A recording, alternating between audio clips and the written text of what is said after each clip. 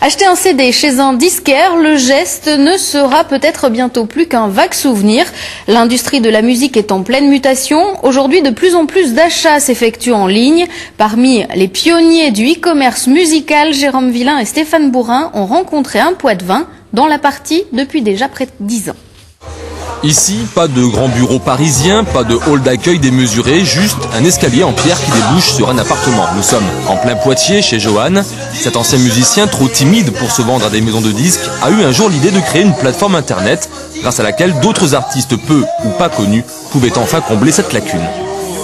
C'est un site internet sur lequel on va retrouver, sur la principale, on va avoir environ 300-400 artistes différents qui sont à 100% en autoproduction, c'est-à-dire qu'ils élaborent eux-mêmes leur musique, l'enregistrement, le CD, et ils se débrouillent, si je puis dire, à le vendre et à le produire. Et avec 2 millions de pages visitées et pas moins de 250 000 titres écoutés ou téléchargés chaque mois, la visibilité est réelle, c'est ce que l'on appelle la magie de l'outil Internet. On est plus écouté aux États-Unis qu'en France, par exemple, et en Europe évidemment. Et sur une carte du monde, on voit tous les connectés. Et c'est vrai que là, on est présent partout et la courbe de fréquentation ne cesse de monter.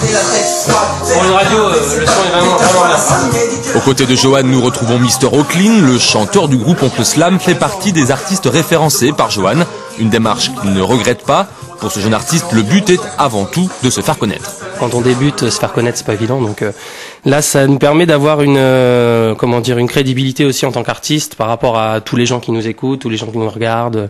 On a en fait, c'est comme une carte de visite qu'on envoie un peu partout et on n'a pas besoin d'être connu pour ça et on peut très bien y arriver à une notoriété assez importante grâce à ce média. Cela fait maintenant une dizaine d'années que Johan s'est lancé dans la promotion artistique sur le net. Son prochain défi, anticiper la révolution Internet via le téléphone portable. Pour n'importe qui, il s'agit de l'avenir. Pour lui, c'est déjà le présent.